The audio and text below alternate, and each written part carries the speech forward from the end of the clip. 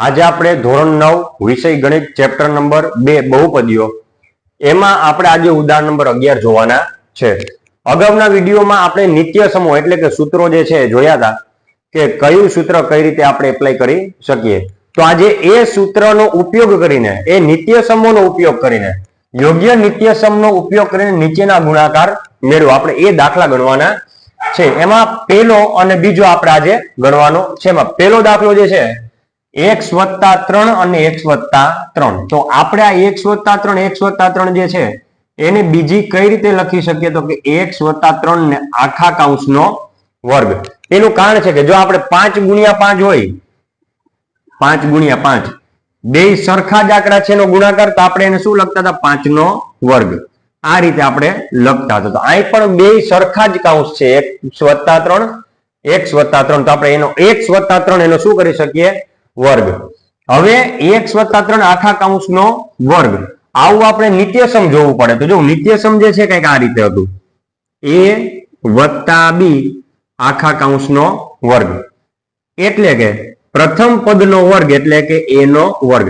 અહીંયા વત્તાની નિશાની તો વત્તાની નિશાની પછી 2 × પેલું પદ ને બીજું પદ એટલે 2 × પેલું પદ એટલે a થાય a અને બીજું પદ એટલે b એનો ગુણાકાર 2ab વત્તા બીજા પદનો વર્ગ એટલે કે b નો વર્ગ।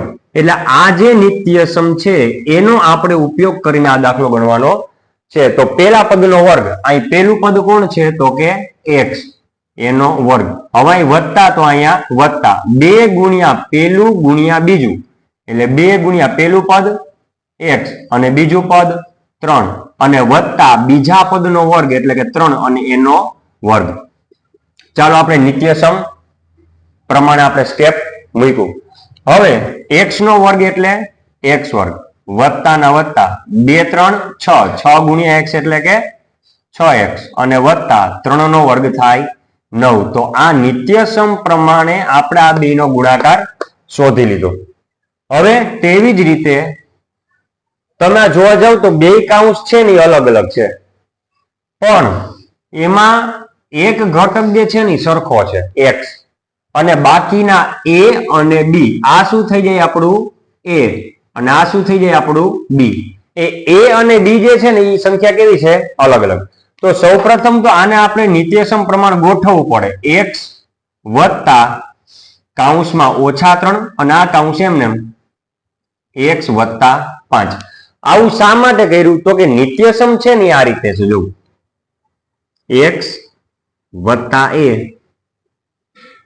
x વત્તા b એટલે કે સરખો ઘટક છે ને a અને ત્યારબાદ a અને b છે ને a અને b એ પ્લસમાં રાખવામાં કેમાં રાખવાના પ્લસમાં। તો જો અહીંયા મારે માઇનસમાં છે તો એને મારે કેમાં કર્યા પ્લસ કઈ ફેરફાર નથી કર્યો જો વત્તે ઓછે ઓછા થઈ જશે તો પાછું ઓછા જ એટલે મારે નિત્યસમ પ્રમાણે પ્લસ ગોઠવાતા ને એટલે મેં માઇનસ ને ક્યાં જાવ દીધો કૌંસમાં। હવે જો સરખું છે x અને જો પ્લસ a પ્લસ b થઈ ગયું +a + b।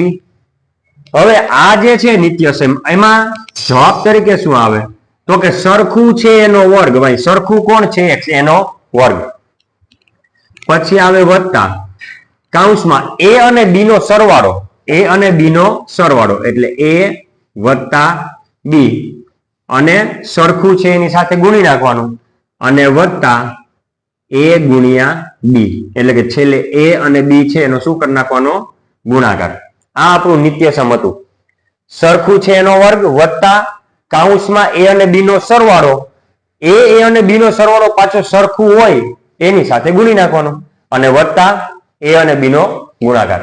તો આમાં આપણે જો એ રીતે એપ્લાય કરવું હોય આ નિત્યસમ તો શું કરવાનું સરખું છે એનો વર્ગ અહીં સરખું કોણ છે x તો એનો શું કરવાનો વર્ગ વત્તા a અને b નો સરવાળો અહીંયા a તરીકે કોણ છે તો કે -3 અને b તરીકે કોણ છે તો +5 આ સરળો જ કર્યો છો આપણે -3 અને +5 અને એને કેની સાથે ગુણવાનું તો કે સરખું હોય એની સાથે સરખું કોણ છે તો કે x અને વત્તા a અને b નો ગુણાકાર અહીં a તરીકે કોણ છે તો કે -3 ગુણ્યા b તરીકે કોણ છે તો કે 5 ટૂંકમાં -3 અને 5 એનો સરવાળો -3 અને 5 એનો ગુણાકાર. ચાલો આપણે સાદુરૂપ આપીએ. જો આ જે છે નિત્ય સમય લગાડ્યું x નો વર્ગ વત્તા હવે ઓછે વત્તે ઓછા ઓછા એટલે બાદબાકી 5 માંથી 3 જાય તો 2 અને 2 માંથી મોટા 5 એની નિશાની વત્તા એટલે વત્તા અને પાછું અહીં કોણ છે x અને અહીંયા વત્તા. હવે જો અહીં 3 5 15 ને ઓછે વત્તે ઓછા અહીં ઓછા 3 3 5 15 ઓછે વત્તે ઓછા. હવે ફાઇનલ જવાબ આપણો શું આવશે તો કે x નો વર્ગ બધાય વત્તામાં છે એટલે વત્તા 2 ગુણ્યા x એટલે 2x અને વત્તે ઓછે ઓછા 15. ક્લિયર? તો આ શું થાય આપણો જવાબ. આ બંનેનો આપણે શું કર્યો યોગ્ય નિત્યસમનો ઉપયોગ કરીને ગુણાકાર કર્યો.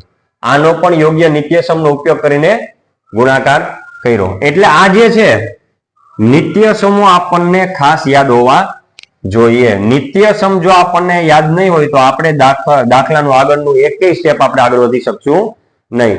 તો અત્યારે આપણે ઉદાહરણ નંબર 11 જોયો. આગળના વિડીયોમાં આપણે આગળનું ઉદાહરણ ગણશું.